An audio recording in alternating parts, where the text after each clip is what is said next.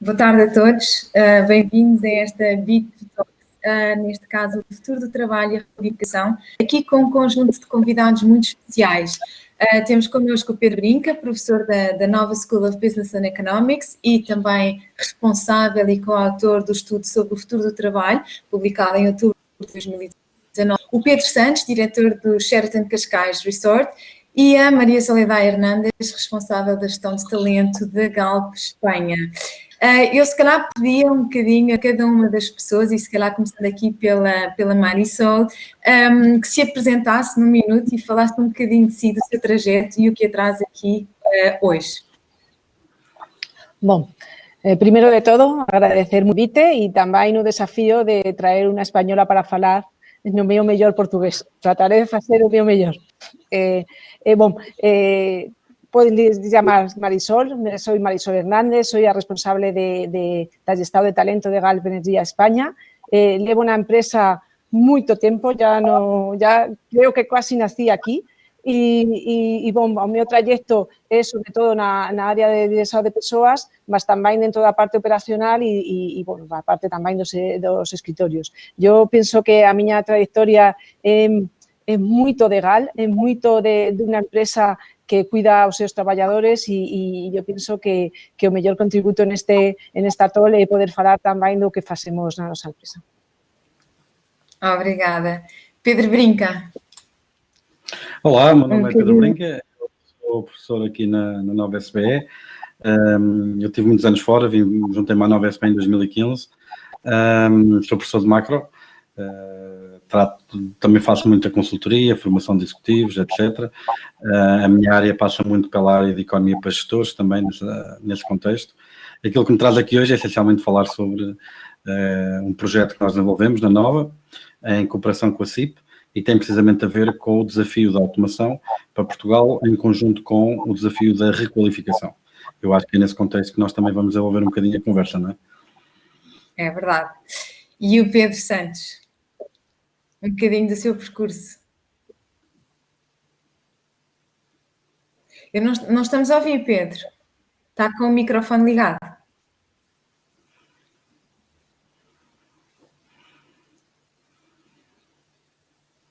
Não estamos, não. Não terá posto no silêncio?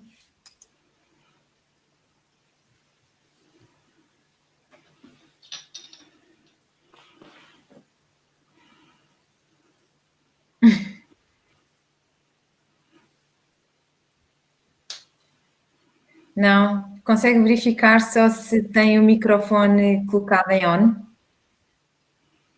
Ou então se o computador está a captar o som da sua voz pelos headphones ou pela...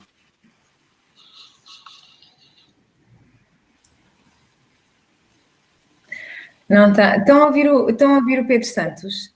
Ou sou eu? Não. Pronto. Pedro, eu se calhar pedi aqui ao nosso apoio técnico para o ajudar via WhatsApp ou via a plataforma, e se calhar então começo por fazer aqui uma pergunta ao Pedro Brinca, que nos vai maravilhoso, que de facto tantas pistas nos dá sobre a requalificação dos quadros e sobre os desafios da automação, e depois já voltamos a si. Pedro, então se calhar começo por si. E aqui o estudo do qual é coautor revela que Portugal tem um elevado potencial de automação. Refere inclusive que cerca de 50% das tarefas laborais são suscetíveis de serem automatizadas com tecnologia já existente. Portanto, isto não é coisas que vão acontecer, ou seja, este futuro, na realidade, este potencial, aliás, pode inclusive ser maior do que os 50%. Este futuro é agora. Na sua opinião, quais são as maiores oportunidades e desafios que enfrentamos enquanto empresas e enquanto colaboradores? Okay. Ou seja, o desafio dos dois polos. Obrigado pela pergunta. Em primeiro lugar, é bom lembrar que nós em Portugal temos um problema algo acentuado de falta de qualificações, ok? Esse é um dos primeiros problemas. E esse é um dos problemas para a própria adoção de tecnologias de automação, muitas vezes, porque é preciso quadros técnicos para lidar com essas novas tecnologias que são introduzidas. Por outro lado, isto é um desafio para as empresas, encontrar estes quadros, não é? Para poderem acompanhar a introdução destas tecnologias, mas também é um desafio para muitos destes colaboradores, porque muitos destes colaboradores veem as suas posições, as suas tarefas, as suas ocupações substituídas por máquinas, por autómatos, por robôs, por interfaces digitais, até às vezes por plataformas online, e tem muitos destes, acho que já temos o Pedro. Já temos o Pedro e já voltamos lá, a seguir este enquadramento. Peço desculpa. Estava eu a dizer que para as empresas o desafio é encontrar esses quadros, naturalmente, porque nós temos um problema de falta de quadros qualificados, em particular com competências nas áreas que são relevantes para a adoção deste tipo de tecnologias, mas por outro também para os próprios colaboradores é um desafio, porque nós temos uma população, mais uma vez, lá está, com uma qualificação abaixo daquilo que seria desejável, muitos destes trabalhadores irão ser substituídos por estas tecnologias, muito emprego irá ser criado, mas há aqui um desafio de transição geracional, porque tipicamente os colaboradores que são substituídos por estas tecnologias não serão seguramente aqueles que irão beneficiar de muitas destas novos empregos e destas novas tarefas que irão ser necessárias. Tipicamente os colaboradores que são substituídos são mais velhos, menos qualificações, e o emprego que é criado é tipicamente emprego com maior nível de qualificação, com maior nível de skills e competências tecnológicas, que tipicamente também são eles aproveitados pelas gerações mais novas. Isto leva a que haja aqui um desequilíbrio geracional e um problema acentuado social, saber o que fazer com estes colaboradores que são substituídos, não é? E esse é, sem dúvida, também um dos grandes desafios. Sim. Pedro, quando se fala de qualificação ou de empregos qualificados, o que é tido em consideração? Quando falamos que em Portugal há pouca qualificação, essa qualificação é definida em termos académicos apenas, ou como é que no fundo se classifica uma qualificação da população? Há vários níveis de resolução. Há vários níveis de resolução, tipicamente, não é? Obviamente que a primeira layer será essencialmente académica. Começamos a ver quantas pessoas temos com o 9º ano, quantas pessoas temos com o 12º ano, quantas pessoas temos com o curso superior, quantas pessoas temos com o curso politécnico, um bacharelato. E isso é a primeira layer de análise. Obviamente que o segundo layer de análise tem a ver também com o match das qualificações com os empregos que as pessoas têm, porque isso também é relevante. Nós podemos ter 50 licenciados em História a desempenhar funções para as quais a licenciatura em História não é relevante, e não é para eles terem a licenciatura em História que estamos numa melhor posição, não é? Por exemplo, nada contra a História, até gosto bastante de História. Por isso, o primeiro nível de análise tem precisamente a ver com o grau, o segundo nível de análise tem a ver com o match, pode até ter o grau. Tipicamente as empresas acham que é necessário para ter aquela função, mas não na área que seria desejável, okay? E depois, obviamente, que a parte da formação técnica, que não é necessariamente académica e não tem necessariamente um grau associado, também é importante. Há aqui um papel enorme que no futuro, para vencermos este desafio da qualificação, da requalificação, do upskilling, todas essas buzzwords, que há aqui um ator que é fundamental, que são, por exemplo, as escolas profissionais, que têm estado um bocado arredadas de toda esta problemática, mas para muitas destas novas funções que irão ser necessárias, têm um papel fundamental a desempenhar.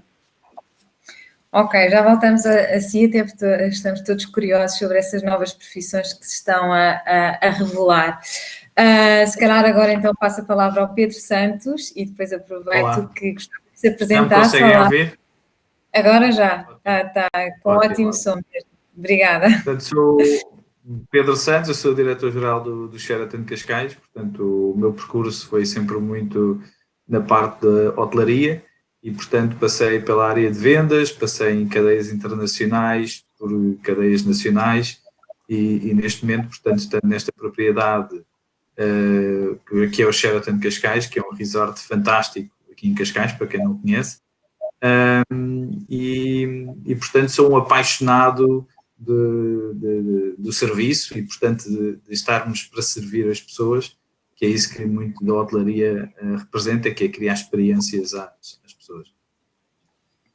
Pedro, então... desculpa. Não, força. Não, é entrar nessa paixão das pessoas e saltarmos da automação para um projeto ou para um setor que na realidade tem aqui uma presença tão humana. E aqui o que lhe ia perguntar era exatamente isto, que era num setor tão assente no trato e na relação humana e tão afetado ao mesmo tempo por esta pandemia, como é que tem gerido estes tempos com as pessoas, não é? E no fundo, desde o lockdown até ao regresso, e esta construção e este envolvimento todo num setor tão humano como o seu. Há um grande desafio que nós logo desde o início sentimos, que com todas estas medidas que tivemos que tomar de higiene e segurança, e foram imensas, o Turismo Portugal fez um excelente trabalho lançando um programa do Clean and Safe, criando uma marca e posicionando de imediato o turismo em Portugal com um padrão, mas ao mesmo tempo estamos a criar experiências e, portanto, não queríamos de maneira alguma que de repente as pessoas sentissem que estavam dentro de hospitais e, portanto, tentar manter um padrão em que a experiência continuasse a existir. Com toda esta reorganização que foi feita durante este período, nós, para entenderem, em fevereiro estávamos com taxas de ocupação bastante elevadas e automaticamente com a situação do Covid alterou-se de forma drástica e isto realmente teve algumas repercussões em termos de garantir que as equipas e as motivações das equipas estavam desalinhadas com o servir dos clientes. Tem sido um processo de readaptação para grande parte das nossas equipas e, portanto, conseguir manter o padrão de qualidade de serviço e dando as garantias de segurança e higiene aplicadas na propriedade, esse tem sido o nosso foco, no fundo, conseguir conquistar a confiança dos nossos associados, em primeiro lugar, e depois dos nossos clientes. Porque, em primeiro lugar, temos que garantir que todos estão seguros dentro da empresa para que consigamos transmitir o mesmo aos nossos clientes. Que bom. E já sento um bocadinho digamos, esse voltar a um certo normal, obviamente ainda com taxas de ocupação, mas sente que as pessoas estão a ganhar confiança nesse aspecto, em estadias e experiências na propriedade? Começa a ter aqui Sim. Algum crescimento de procura? Nós tivemos, felizmente, um verão bastante aceitável para aquilo que seriam as expectativas ao início. Também tivemos algum adaptar ao normal, digamos, hoje em dia, ver uma pessoa de máscara ou ver álcool gel em todos os locais e ver, são coisas que hoje em dia já nós achamos que é o normal. E, portanto, existe uma adaptação também da cultura das próprias clientes a este tipo de situações. Tivemos, felizmente, um evento como a Liga dos Campeões e o Sheraton de Cascais foi uma das propriedades em que teve o Manchester City alojado para este grande torneio e este grande evento, que também nos deu a capacidade e a possibilidade até de chegarmos à excelência do que é um controle de medidas de segurança e de higiene que são implementadas para equipas deste nível.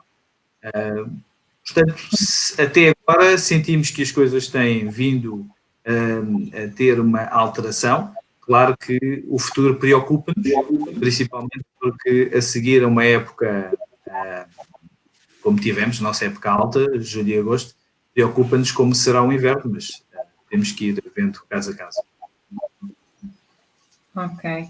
Então vamos falar mais um bocadinho, se calhar agora passar aqui a palavra à Marisol. Marisol, no setor da energia, quais são as principais transformações que estão a existir do ponto de vista do tecido humano, mais ainda num setor que ainda por cima está todo ele em transformação tecnológica e que é tão importante para a sustentabilidade do planeta?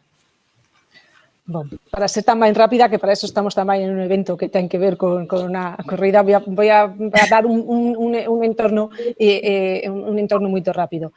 Nós temos no sector da enerxía os mismos temas que tratar que o resto dos sectores. Nós temos fundamentalmente unha transición enerxética que ten que ver con unha demanda tamén social e dos gobernos, por tanto, temos aí que traballar moito en esa estrategia que ten que ver moito con o que Pedro Brinca, neste caso, estaba a dicer de ser das recualificações. Es decir, nós temos que traballar en ciclos de mudanza moito máis rápidos, con curvas de aprendizaje tamén moito máis rápidas. Por tanto, GAL se estaba ya a preparar antes desta pandemia e a dar pasos rápidos para poder levar a esa, digamos, a esa recualificación ou a esa preparación da población de GAL para traballar en esa estrategia de transición energética, mas agora, con esta pandemia que foi quase un tropezo, non podemos andar dos pasos, temos que andar 4 pasos cada vez. Por tanto, o que nos estamos a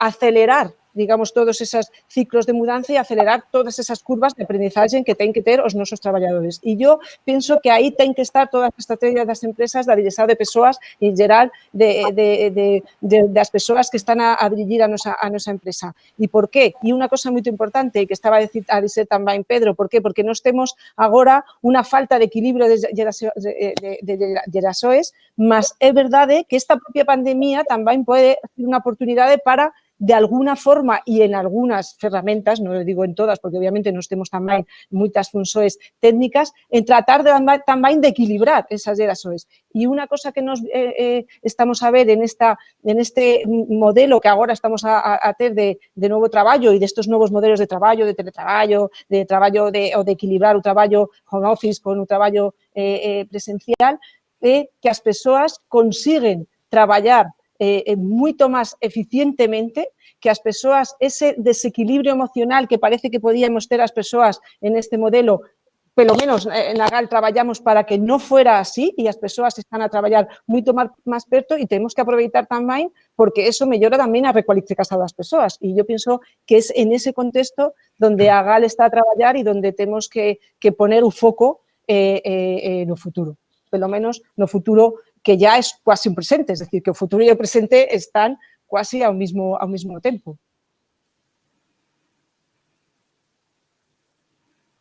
Algaifico. Carlota? Non sei se Carlota ficou. Penso que a Carlota caiu. Caiu. Penso que a Carlota caiu. Mas, se calhar, a iniciativa... Mas podemos ir falando, porque realmente a Maria estava a dizer uma coisa que é tão verdade, que nós, quando esta situação começou a alterar-se, nós estávamos a tomar decisões de mudança e nesses momentos tínhamos quase uma sala de reuniões em que estávamos sentados e tínhamos, todos os dias tomávamos decisões de mudança e essas decisões que tomávamos, que pareciam-nos bastante drásticas e impactantes na empresa, no dia a seguir eram insuficientes. Portanto, exatamente. O que significa que nós, de dia para dia, foi a velocidade com que as coisas tiveram que se mudar e adaptar foram transcendentes. Portanto, claramente estamos alinhados que a velocidade com que tudo muda e empresas que muitas vezes tentam ser rápidas e dinâmicas, hoje em dia temos um novo rápido e dinâmico. Isto realmente... Olá, Carlota, bem-vinda. Estávamos, Carlota, a fazer aqui uma conversa. Exato, não, mas pronto, eu fiquei na rapidez dos ciclos e no aceleramento dos ciclos que é... Mas pronto, mas desculpem, continuem, Marisol e Pedro que estavam aqui a falar, eu depois já agarro. Estávamos realmente a falar da questão da rapidez, que estávamos a dizer que quando com a situação do Covid, quando existiram estas alterações, que as decisões que nós tomávamos de mudança na empresa eram sempre insuficientes. Quer dizer, tomávamos uma decisão num dia para tomar uma decisão, no dia a seguir já era insuficiente. Então no dia a seguir tomávamos outra e andámos assim durante 2 a 3 semanas entre quase, e vocês viram, a hotelaria praticamente em Portugal toda fechou. E, portanto, passámos desde ter hotéis a operar a fecharem em 15, 20 dias. o que é uma decisão. Imaginem o que foi o viver estes 15 a 20 dias e todas as alterações que isso trouxe. Portanto, realmente a questão da rapidez hoje em dia é fundamental. E da eficiencia tamén, Pedro, da eficiencia, porque é verdade que nós, pelo menos na GAL, que tiñamos persoas en home office, mas tiñamos como servicio esencial, que a enerxía, tiñamos persoas tamén nos postos, nos parques, nos instalações industriais, nos tiñamos que tomar tamén decisións moito ágiles que se callar antes non eran tomadas de forma tan rápida. E logo tamén con moito máis eficiencia. E eu penso que eso, na parte de recualificación, que os traballadores asimilan ou están a asimilar moito máis rápido eso que ten que facer, es decir, que temos que traballar de forma e aprender de forma moito máis rápida, porque tamén no mercado de traballo é o que é global e agora podemos estar en cualquier lugar, pelo menos no todos os sectores, e obviamente porque un hotel ten que estar as persoas aí, mas é verdade que temos que ollar para un tal que é diferente, e que está aí e que está no mercado global. Por tanto, tamén eso é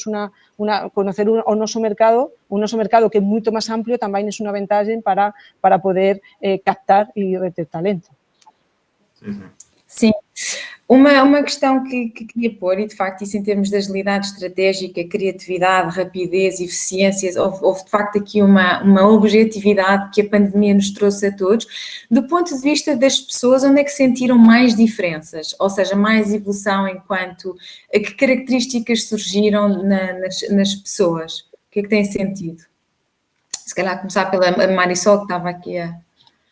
Pues mira, para mí o más importante fue, y esto que tivemos que yo creo que fue una demostración de resiliencia y de facer ben toda esta casi de un día para otro pasar a modelos de teletraballo, yo pienso que aí hubo moitas cosas positivas, sobre todo na parte de comunicación entre os líderes e os seus colaboradores, e tamén mismo de contacto emocional entre os colaboradores, algo que é algo contrasenso, ¿no? Porque as persoas non están en presencial, mas hubo aí unha conexión, eu penso que emocional moito grande entre os colaboradores e de ajuda, que moitas veces cando estamos en presencial non ocorre. E eu penso que eso temos que poner en valor, que as empresas que conseguimos facer eso temos que colocar para que os nosos colaboradores valoren eso, e o mismo que pode pasar en cualquier outro sector, mas eu acredito que aí hubo unha maior conexión emocional, seguramente pela situación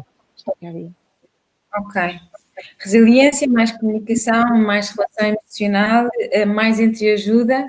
Pedro Santos, na parte da hotelaria, muita polivalência, a hotelaria, muita polivalência, foi total. Nós temos várias áreas, inclusive que pessoas que tiveram que ajudar em vários locais, tiveram que aprender a trabalhar com novas ferramentas, a conseguir adaptar rapidamente os próprios sistemas que tiveram que acontecer, mudar. Lá está, a mudança e a rapidez à mudança foi muito rápida, e eu acho que houve uma noção que as pessoas, quando se juntam à volta de um objetivo em comum, realmente conseguem fazer as coisas acontecer. Eu acho que todos nós passamos por isso, as empresas todas passaram, e nós sentimos imenso que as equipas e as pessoas realmente, quando se colocam à volta de um objetivo comum, fizeram acontecer coisas que se calhar antes da pandemia, eu diria, em este espaço curto de tempo, fazer isto tudo acontecer era difícil, e realmente aconteceu. Nós metemos pessoas a trabalhar em casa e com ligações, a fazer reuniões todas online, coisas que fazíamos presencialmente diariamente, passámos a fazer tudo online e conseguirmos ao mesmo tempo manter o hotel e operar, rodar equipas, até os espaços físicos foram alterados. Portanto, seriam esses, eu diria, polivalência, capacidade de adaptação, inovação e rapidez. Bom, Pedro Brinca, e antes de voltarmos um bocadinho àqueles pontos mais macro dos estudos, mas seguindo aqui um bocadinho estes novos, digamos, estes skills que adquirimos durante a pandemia, Como é que sentiu isto nas aulas? O que é que aprendeu o Pedro, enquanto professor, e nestes últimos tempos, para no fundo cumprir o seu papel e entregar aos seus alunos aquilo que eles também procuravam, e o que é que os alunos também aprenderam tão rapidamente e integraram em si para estar ao nível e up to the job ou up to the good student neste contexto? Bem, eu devo dizer que o confinamento começou na segunda semana de março e eu acabei as aulas 2 dias antes do confinamento começar. Por isso, os meus colegas na universidade tiveram, uma capacidade de reação muitíssimo superior à minha, porque eu basicamente não dei aulas desde março até agora, até setembro. E comecei apenas a dar agora aulas em setembro. Um mix de aulas presenciais com aulas online. Eu confesso que não sou um grande fã das aulas online, perde-se muito da linguagem corporal, perde-se muito daquela capacidade que o professor tem de olhar para os alunos e tentar perceber se eles estão a seguir ou não. Essas partes são complicadas. Mas, obviamente, ganham-se outras, não é? Ganham-se outras. E, entre outras das coisas que se ganham tem a ver o uso destas plataformas digitais, que trazem todo um conjunto de funções que também permitem aumentar a interação, em termos de fazer questionários on the spot, eles responderem, permite outro nível de interação. Eu acho que a tecnologia vai ter que ganhar alguma maturidade até se tornar, até a poeira assentar, vá lá. Muitas das soluções que nós temos trazido foram inventadas nos últimos meses, não estão ainda maduras, têm muitos glitches. Nós hoje, por exemplo, verificamos alguns, são pouco robustas, são pouco resilientes, mas tudo isto com o tempo acho que as coisas se resolvem. À parte do Covid, aquilo que eu comecei a dar aulas assim, mais intensamente a partir de 2015, quando me doutorei e depois vim para a Nova. Uma das coisas que eu tenho feito muito e que eu acho que tem resultado bem e que os alunos apreciam, tem um bocado a ver com a humanização da economia. Por exemplo, quando falo de crescimento económico e tenho tabelas com números para mostrar o PIB per capita do Burundi versus o PIB per capita da Suécia, em vez de ter só os números, tenho famílias, tenho relatos de biografias de pessoas que no mesmo ano, por exemplo, no caso de 2018, em que condições é que vivem, que sonhos é que têm, que aspirações é que têm, como é que passam o dia, quanto tempo é que passam do dia em atividade de subsistência. Se formos ao Burundi, se calhar passa-se uma boa parte do dia a apanhar lenha para aquecimento e para cozinhar, e uma boa parte do dia para ir buscar água, uma fonte de água potável que está a 2 ou 3 quilómetros. Uma família na Suécia não tem nenhum destes problemas, não é? Tem outros tipos de disponibilidades.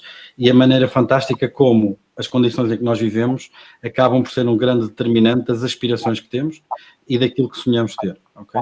E eu acho que isto é algo que faz falta à economia, porque é muito mais fácil, ou melhor, é muito mais difícil empatizar com números do que com pessoas, ok? Costumava-se dizer, no contexto da guerra, quando se passou da Primeira para a Segunda Guerra Mundial e houve o predomínio da aviação e o impacto que a aviação teve nas operações no terreno, que a aviação trouxe um bocado a desumanização da guerra. Porque um piloto, quando voava o Enola Gay e mandou bomba atómica a 10 mil pés de altitude, não vê a cara das pessoas cujas vidas acabou por transformar de forma definitiva, não é? E a economia também é um bocado assim. Quando falamos de economia e temos os governantes todos em Davos a discutir medidas económicas e maneiras de abordar as relações económicas internacionais, elas também não estão a ver in loco a cara das pessoas cujas políticas vão acabar por afetar. Okay? E esta ideia de, por um lado, humanizar a economia e o ensino dos conceitos, porque a economia é uma ciência social, é uma ciência acerca de pessoas. E, por outro lado, trazer a realidade para dentro da sala, ter uma conexão muito forte entre conceitos abstratos e teorias e o mundo e a realidade que nós estamos a tentar explicar, essa combinação tem sido bem sucedida e creio que tem sido bem recebida pelos nossos alunos. Ok. Pedro, isto trouxe aqui pontos muito importantes, porque isso também aconteceu, ou está a acontecer também na vida das empresas, de alguma maneira, se calhar um bocadinho acelerado por esta pandemia, mas as nossas famílias foram um bocadinho empurradas aos nossos trabalhos e os nossos trabalhos às nossas famílias, ou seja, há aqui uma ligação muito maior, já não há propriamente aquela distinção e de repente até tomando aquilo que a Marisol falava, que era de repente há aqui uma ligação emocional muito maior, há uma entreajuda e até há um conhecimento de casa das outras pessoas que se ganhou. Isso faz parte do futuro do trabalho, ou seja, este futuro do trabalho de facto tem que ser muito mais humano, por mais organização que esteja em jogo, que obviamente nos trará uma série de eficiências importantes, mas na realidade há aqui um tema de humanização que faz parte do futuro. Como é que isso se ensina, como é que isso se aprende, como é que isso se vive, como é que se põe em prática, quer enquanto líder, quer enquanto pessoa. Eu acho que, lá está, a questão da... Não sei se pergunta para mim, presumo que para mim. Eu acho que a questão da humanização e da empatia é normal que faça parte dos novos skills da inteligência emocional dos próximos anos, quer dizer, porque as profissões que são mais robustas à transformação tecnológica e às tecnologias de automação, etc., são essencialmente as profissões que implicam esses skills. Lidar com pessoas, por exemplo, uma das profissões mais robustas tem a ver, por exemplo, com a questão da prestação de cuidados a doentes e coisas desse género. Tudo profissões que envolvem, obviamente, algum conhecimento técnico, mas também envolvem uma profunda capacidade de inteligência emocional e de empatia para que os graus de satisfação estejam dentro daquilo que todos nós esperamos. É importante também reconhecer que para retirar todas as vantagens da disponibilidade deste tipo de plataformas, e é importante perceber que isto é uma mudança que veio para ficar. Porquê? Porque mesmo as pessoas mais resistentes à adoção de tecnologias online e toda desta realidade digital foram obrigadas a vivê-la. E isto é conhecimento que não se desaprende. Okay? Isto vai ter impacto profundo numa série de realidades. Por exemplo, não se crê que o segmento de business travel volte a ter o dinamismo que já esteve. Por exemplo, de repente houve muitos quadros superiores que descobriram que aquela reunião em Basileia pode ser uma reunião por Zoom. Okay? E sentiam que isso funciona. E foi desenvolvida a tecnologia para fazer que isso seja possível. E essa tecnologia já não desaparece. E as pessoas já não perdem esses skills. Mas isto também traz, lá está, para aproveitar tudo isto, também é preciso lembrar que isto também traz algumas consequências menos positivas. E estar alerta para estas consequências menos positivas é fundamental para tirarmos o máximo proveito destas tecnologias e destas novas capacidades. Por exemplo, esta cultura do always on, porque obviamente à medida que nós entramos nesta relação digital de trabalho, o que aconteceu foi que, por causa das circunstâncias próprias de cada pessoa, os horários de trabalho são muito mais flexíveis. Porque há pessoas que têm crianças em casa, outras pessoas que estão a cuidar de adultos ou de séniores, etc. E é difícil manter um horário das 9 às 5.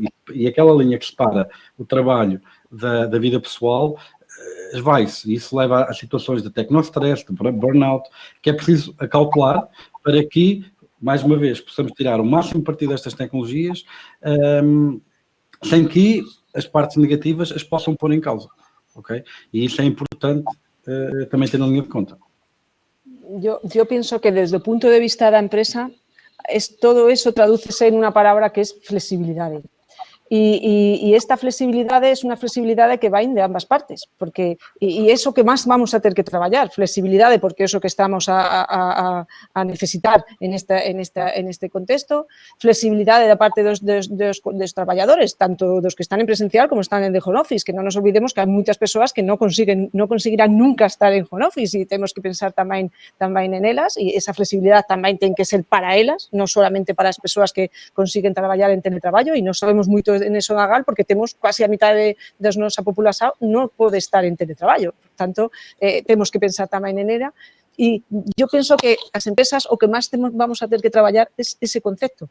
Es flexibilidad porque el talento que está en la rúa nos está a pedir flexibilidad porque nós tamén temos que pedir flexibilidade a ese novo talento e a ese talento que temos dentro da organización, e con esa flexibilidade conseguimos tamén esas curvas de aprendizaje que antes tamén falaba. Por tanto, todo eso que Pedro estaba a falar agora, para mí, desde un punto de vista máis operacional das empresas, é traballar esa flexibilidade para que consigamos que o negocio consiga os seus objetivos e que os nosos traballadores tamén consigan os objetivos e sellan casi juntos os dois. E eso é unha cosa que temos que traballar moito en cualquiera das temáticas ou dos conteúdos dentro da empresa, tanto de estrategia como de persoas, como de recualificación, cualquier cosa destas que temos que traballar na empresa, e seguro que Pedro tamén, na parte dos hotéis, aí tamén tem moito que traballar. Flexibilidade e polivalência. Polivalência.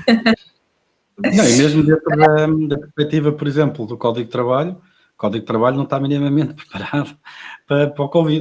Quer dizer, há reformas profundas que irão ter que ser feitas para acomodar toda esta mudança que veio. Ou seja, há todo um trabalho societal mais do que apenas só da empresa ou só do trabalhador, que é preciso caminhar e lá está. E com o tempo vamos ganhar alguma maturidade para perceber, de facto, as mudanças que são necessárias. Bom, e aqui se calhar ponho aqui uma pergunta ao Pedro Santos e à Marisol, que tem um bocadinho a ver, de facto, esta flexibilidade imperativa, a polivalência também, entramos numa fase que vai além da diversidade e da inclusão e hoje em dia fala-se já muito na unicidade.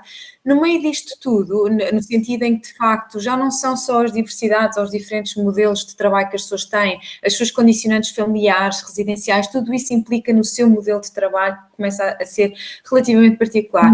Há aqui um desafio enorme que é a cultura de empresa, ou seja, há um posicionamento típico numa empresa, um modo de estar, um modo de agir, que muitas vezes, quando estamos nestas soluções de equipas mistas ou com pessoas a trabalhar remotamente, como é que se mantêm princípios e práticos sólidos e culturas fortes e toda a gente de alguma maneira, mesmo que eu esteja à distância, estamos alinhados e há um sentido de pertença. O que é que tem sentido do ponto de vista de desafios na cultura?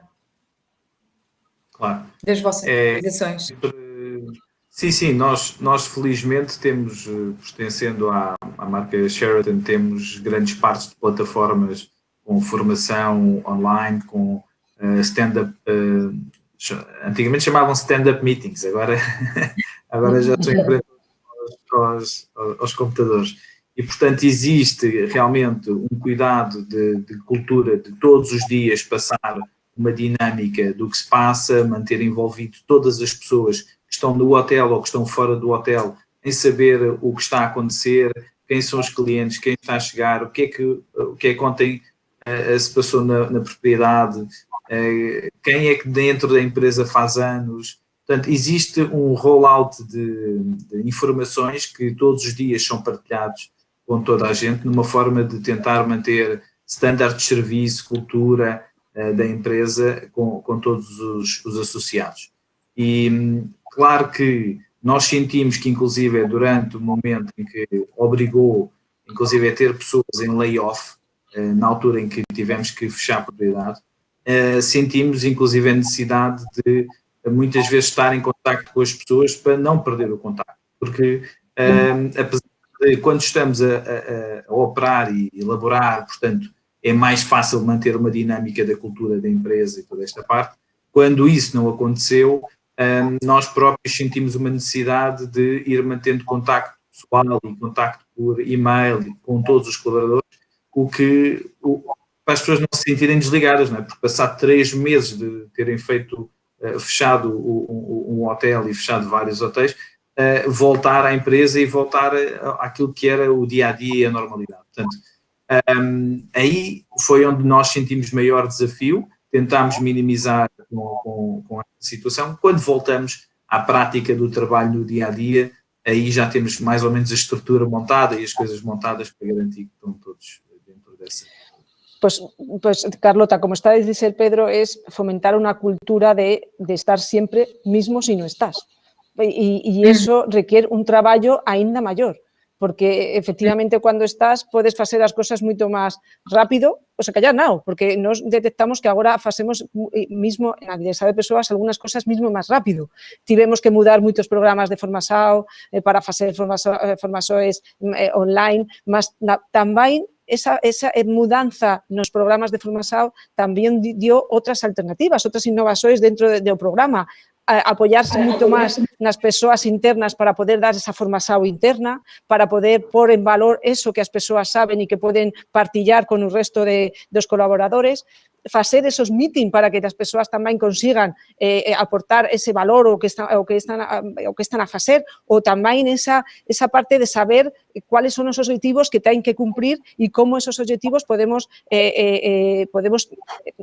ver cada día. E eu penso que, mismo que nunca lleguemos a un traballo totalmente de teletraballo, nas funções que posan, sempre estou a dizer, porque nós temos quase a mitad da plantilla que non poden facer teletraballo e que temos que estar aí tamén con eles, penso que este modelo dio moitos beneficios, porque abrió moito a mente as direcções, as chefias, aos responsáveis, as pessoas assimilaron muitas coisas que seguramente levarían anos que asimilaran. Por tanto, desde o punto de vista da liderança de persoas, conseguimos andar moitos pasos. E eu penso que eso tenemos que aproveitar agora e non deixar que voltar para atrás ni dar pasos para atrás en ese sentido. Tem sido uma oportunidade, de facto, muito boa para tornar a cultura mais robusta por mais vias e mais modos. Pronto, falámos aqui um bocadinho, então, no fundo, daquilo que se ganhou, independentemente agora da pandemia, mas o que se acelerou nestes últimos tempos em termos de agilidade estratégica, de criatividade, ou seja, do ponto de vista do modelo organizacional, também no desenvolvimento das pessoas, na cultura das empresas. E eu acho que se calhar agora passava a palavra aqui ao Pedro Brinca, que no fundo, por conta também dos estudos da automação e da evolução tecnológica, nos consegue falar, e toda a gente ouve que falar que daqui a 10 anos, as principais funções daqui a 10 anos ainda não acontecem hoje, muitas vezes há estes chavões ou estas frases na imprensa.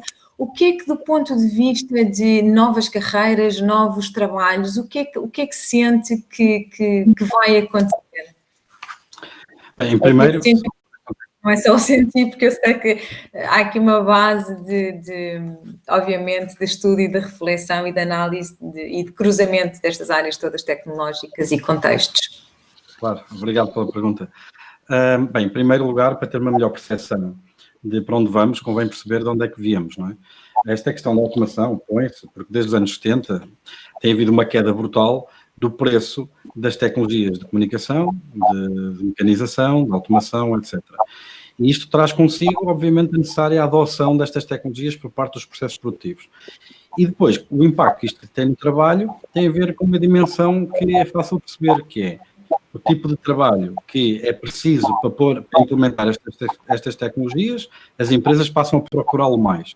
É um trabalho eminentemente mais, de pensamento mais abstrato, de maior criatividade, mais difícil de ser automatizado.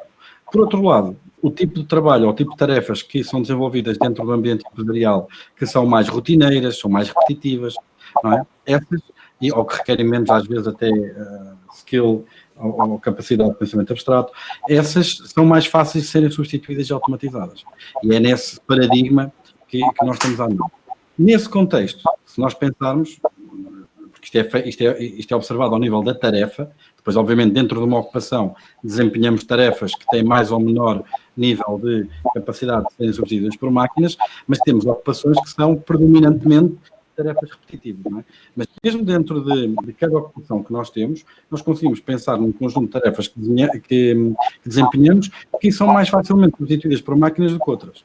Nesse sentido, por exemplo, se nós pensarmos em tudo o que tem a ver com entrada de dados, que podem ser substituídos, por exemplo, por tecnologias de reconhecimento de caracteres, a inteligência artificial ajuda a classificar documentos, machine learning, etc. Ou seja, tudo o que seja tarefas repetitivas são, obviamente, mais naturalmente substituídas por tecnologia. As novas profissões que irão ser necessárias, ou as novas ocupações que irão aparecer e que estarão em grande procura, estão essencialmente ligadas à expansão destas tecnologias e à adoção destas tecnologias. Tudo o que tenha a ver com tarefas de alto pensamento, tenham um teor elevado de pensamento abstrato e de criatividade, essencialmente de criatividade, seja para desenhar software, seja para programar, seja para trabalhar com data science de um ponto de vista mais analítico e menos de data mining ou de classificação de padrões. Tudo isso são profissões que irão estar em grande procura. Eu dou um exemplo, por exemplo. Nós no estudo da CIP, quando apresentámos, tivemos lá vários showcases de empresas que mostravam até que ponto é que a adoção de tecnologia tinha sido verdadeiramente transformadora dentro das próprias estruturas. Uma das empresas que nós vimos, a fazer uma dessas apresentações, focou-se essencialmente na parte dos gabinetes, do gabinete financeiro. O gabinete financeiro, contabilistas, etc., era um gabinete que tinha cerca de 15 pessoas e, através da adoção de tecnologias, tem duas. Okay? Precisamente pelo uso de inteligência artificial, de machine learning, de tecnologia de reconhecimento de caracteres, para classificação de documentos, tudo isso ajudou a que, de facto, essas tarefas fossem automatizadas e se houvessem ganhos de produtividade elevados, porque, obviamente, as máquinas não apanham Covid, as máquinas não adoecem, as máquinas não estão em greve, não têm licença de maternidade, não têm humores, e nessa perspectiva houve ganhos enormes de produtividade. Mas, claro, as pessoas que desempenhavam essas funções, obviamente que não ganharam com essa substituição.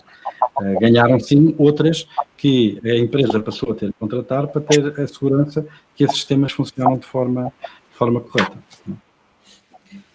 Ok, obrigada. E então agora, se calhar, deixava aqui com este enquadramento do Pedro Brinca uma pergunta para o Pedro Santos e outra para a Marisol, estamos aqui mesmo a terminar, que é, Pedro, do ponto de vista de gestão de pessoas e desenvolvimento de pessoas, o que é que considera ou o que é que para si são os principais desafios e os seus principais objetivos para os próximos tempos, para o futuro? E depois a mesma pergunta para a Marisol. Sim, nós já no passado tínhamos definido um plano a 5 anos de RH que gostaríamos de ser uma das melhores empresas para se trabalhar em Portugal em termos de recursos humanos na área da hotelaria e, portanto, temos vindo a trabalhar nesse sentido. É um dos objetivos, não altera por causa do Covid. Temos vindo a fazer um plano que envolve não só formação, aptidões das pessoas, mas também o próprio bem-estar dos nossos associados, garantindo que existe um plano em que tem atividades, cuidados com a alimentação e, portanto, algo que tem vindo a ser desenvolvido. Os nossos objetivos continuam os mesmos, nós consideramos que para podermos servir bem os nossos clientes, primeiro temos que servir bem os nossos associados, e que se eles estiverem motivados e satisfeitos, isso vai se refletir nos nossos clientes. E esse é o nosso maior foco. Portanto, a nossa política de recursos humanos é realmente ter uma visão de transparência com todos eles, termos uma forma muito próxima de todas as equipas e tentarmos ir celebrar todos os poucos momentos bons que vamos tendo, vamos celebrando com eles. A equipa toda tem feito um excelente trabalho e, como podem entender, por exemplo, aquele evento que há pouco vos falei da Liga dos Campeões foi claramente um grande evento que tivemos aqui, que toda a equipa se realterou a trabalhar, inclusive em termos da política que foi necessário fazer dentro da empresa, das alterações que foram necessárias fazer, e por isso o objetivo não se altera. O nosso objetivo para o futuro é igual, continuamos com essa mesma política, com essa mesma dinâmica, entendemos que são fases mais difíceis e que obrigam realmente a ter muita boa comunicação com as nossas equipas para estarmos alinhados, mas é esse o nosso objetivo, é sermos líderes nessa área, na área da hotelaria. E nesse compromisso também... Sim, então... Desculpa. Não. Esse compromisso com a saúde e o bem-estar dos colaboradores, dos associados, eu estou a adorar essa terminologia. Vamos, Marisol. No, yo estaba quería decir que os desafíos da GALP son claros. Uno, siempre captar talento, y yo pienso que todas as empresas tienen que estar moito atentas ao talento que está fora, porque cada vez máis vamos a ter que lutar por un talento que puede ser en todo o mundo y que puede traballar en cualquier sitio, como ya estamos a ver. Reter ese talento, que é o máis difícil. Pienso que é máis difícil reter mismo que captar, e para eso temos que saber cuál é o que faz atractivo a esas empresas, que é o que faz atractivo a Funsao, cuáles son as curvas de aprendizaje que falaba antes, cando temos que mudar as persoas, recualificar as persoas, o talento que ya temos dentro da organización, e eso non abdicamos deste desafío, porque é moito importante para nós. Manter un clima que é o que va a permitir reter tamén ese talento. Y luego una cosa muy importante que no solo es de toda a empresa, y es dar tamén o noso contributo á sociedade, porque, e iso tamén é un valor que temos na GAL, todo o que recibimos que teña tamén un contributo para dar. E por eso esa parte de toda a responsabilidade social que ten que ver con un talento, que ten que ver con o atractivo que é esa empresa, que ten que ver con a retención, dar tamén esa parte para a sociedade. E eu penso que aí é onde temos os maiores desafíos dentro de alguns desafíos relativos ás persoas. No fundo, acho que as empresas e as organizações e as universidades têm aqui, para o futuro, aqui um grande, digamos, um grande compromisso com o crescimento individual e coletivo, não é? E até com essa presença, essa participação na sociedade. Bom, agradeço-vos a todos, acho que agora temos que terminar e pronto, e agora vamos ver quem é que vai correr. Vamos todos. Também vos vocês. Obrigado, Carlota, obrigado, Pedro e Marisol. Obrigada, Marisol. Obrigada a todos. E até breve. Espero ver-vos em Cascais. Adeus. Eu não. Obrigada, adiós.